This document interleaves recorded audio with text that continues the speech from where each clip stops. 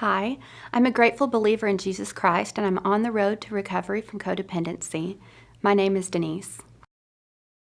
The video you just watched of my son Will was made about 2 years ago, and it still brings tears to my eyes. The Lord has done so much in his life. I'd like to show you another example to show you how God has used Celebration Place in his life, and then I'll tell you a little more specifically about its impact on our family. Will made this paper heart around the same time that he made the video. During a lesson one Friday night, the teachers asked the children to cut out a red heart from paper and to draw on it how God is helping them. After cutting out a heart, Will drew a black spot in the middle, representing his sadness about having been an orphan. He then took scissors and cut from both sides down to the black spot, representing how his heart was nearly broken in two. Then he took tape and sealed the tears. This, he said, shows how God is healing his heart. Needless to say, this made the teachers cry, and when class was over and he shared it with me during Solid Rock, it made me cry too. I'm so thankful to have the support of loving teachers using excellent lessons. When I go to the adult groups, I can relax and trust that my children are having fun, learning to love Jesus, and find help for their wounded emotions. To back up, let me fill in a little about all that my children had experienced during the years prior to coming to CR. They were both born in Russia and had both lived in orphanages until their adoption. Will was 20 months old at the time, and our daughter Abby was 7 months old. Eastern European orphanages are overcrowded, and the staff are largely uneducated and undercompensated.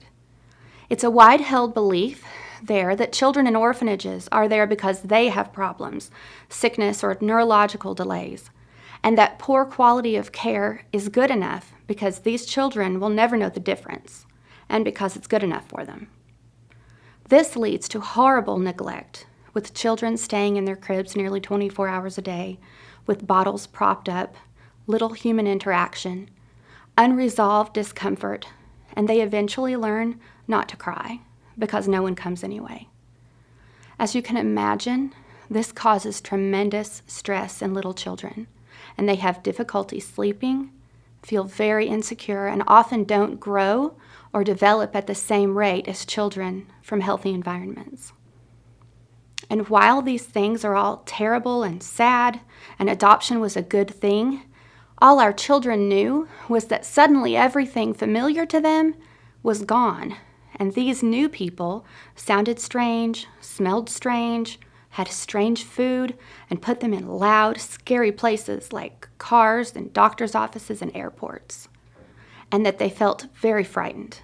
Trauma after trauma after trauma. And after several months at home, after they had adjusted and learned that bubble baths are quite nice, that oatmeal with smashed up bananas is the best thing ever, and that it's fun to bang on toys and play outside in the water hose, they began to settle in. What they couldn't understand was why Mom was grumpy, crying too often, and Dad was spending more and more time asleep. As excited as we were about being parents, we had limited coping skills that didn't improve magically just because we had children. In our limited ability to process emotions, to relate to one another in a healthy way, to give ourselves freedom to make mistakes, we were getting swallowed up in our dysfunctions. Order helps me feel calm and safe, so I was compulsive about our routine and stressed out at anything going wrong. My husband wanted to please and be the perfect provider, but felt so overwhelmed with work and family responsibilities that he escaped into a bottle more and more to numb his anxiety. I cried more often, and Dad slept it off on the couch. This was not the children's fault, by any means.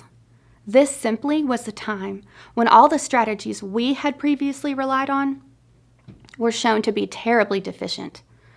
In this, the children suffered. They had already known neglect, so when emotions were high with their parents at home, the stress trickled down to them.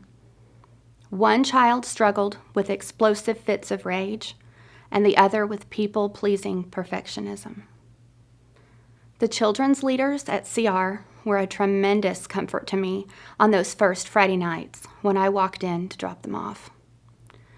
My kids had experienced a lot of chaos in their early years, as do many of the kids who come through these doors. All children need to learn and grow.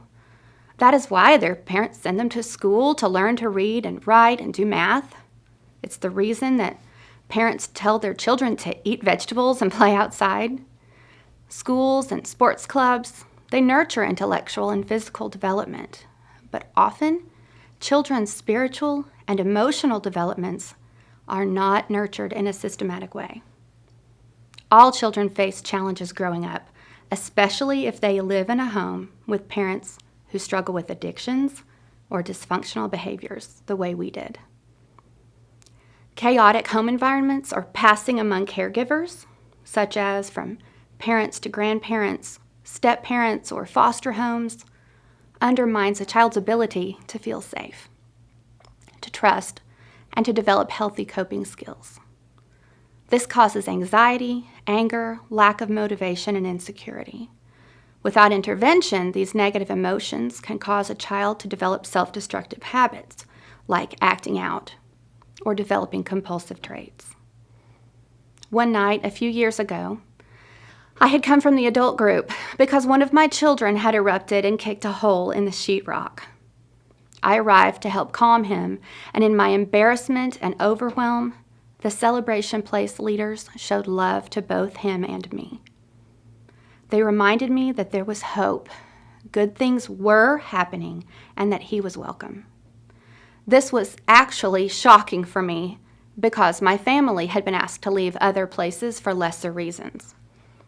But the next week, the hole was repaired, and there were smiles and hugs waiting at the door for all of us. I was so excited a few years ago when Celebration Place curriculum was announced for the children's program.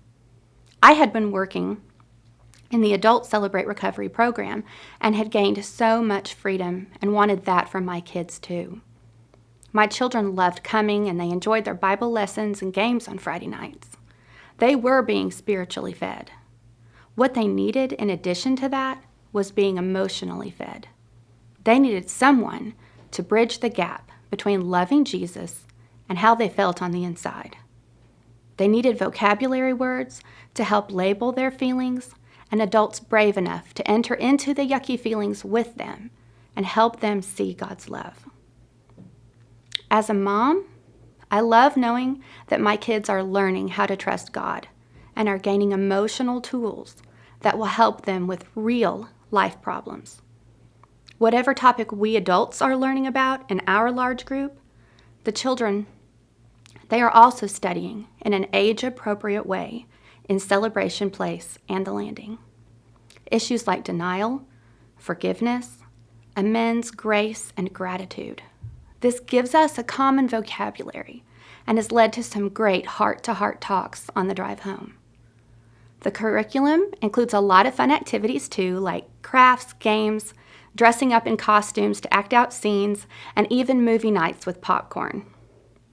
I have loved every craft project my children ever made in church, from the God-made nature collage dripping with gooey white glue, leaves, and rocks, to the cotton ball-covered clouds showing Jesus ascending into heaven. And while they have all had turns on my fridge, none is as special to me as this red paper heart that I showed you earlier. This heart reveals a lot about my son's feelings, but it reveals just as much about the purpose of the Celebration Place and the willingness of its leaders to enter into a child's world and help him find Jesus in the midst of his jumbled up feelings. This teaches children that church is a safe place to be. I grew up in church and learned to put on my mask of perfectionism to cover up my insecurity. My kids are learning that they can share their struggles, be real, and people will love them anyway. This does not mean that it's been an easy road. My kids came from hard places, and a principle I've learned in CR is that it takes time to heal. In the past several years, we had various diagnoses that have helped us understand more about what our children struggle with. A couple of years ago, a local mental health organization was hosting a conference about a certain diagnosis affecting one of my kids. I invited the leaders here at Celebration Place and was so thrilled that they came and sat next to me all day. It showed me that they understand their high calling to love children. They see that Jesus spent time with the weakest in society. Kids from tough places sometimes have impairments or poor behavior. While many people marginalize or idealize children, the leaders here at Celebration Place have rolled up their sleeves and loved mine intentionally and purposefully. Their value here is not based on their behavior, whether good or bad. It's based on the fact that God made them, and because of that, they are important. Over the years, that stubborn love has changed my children and many other children for the better. We've been coming 8 years now, so my kids have grown up with Celebration Place. They still love Friday night. It's where they can be themselves and find approval. My son transitioned to the middle school group this summer, and we both had some anxiety about the change. But Celebration Place and the landing leaders gave him flexibility to move between groups for a few weeks. And one of his favorite teachers moved up to the higher grades. It's gone so smoothly, and I'm thrilled that he's settling in there well. He's still begging to come early and leave late, so that's a good sign. My daughter has 1 year left at Celebration Place, so I try not to miss my weekly hugs from the teachers. If you have a calling to work with the children, or if you currently are part of Celebrate Recovery, maybe that's considering whether or not to implement Celebration Place, I highly encourage you to spend some time looking through the curriculum. I think it will offer caring adults like you the tools to more effectively minister to children who have a desperate need to know that Jesus sees them and loves them. Thank you for letting me share.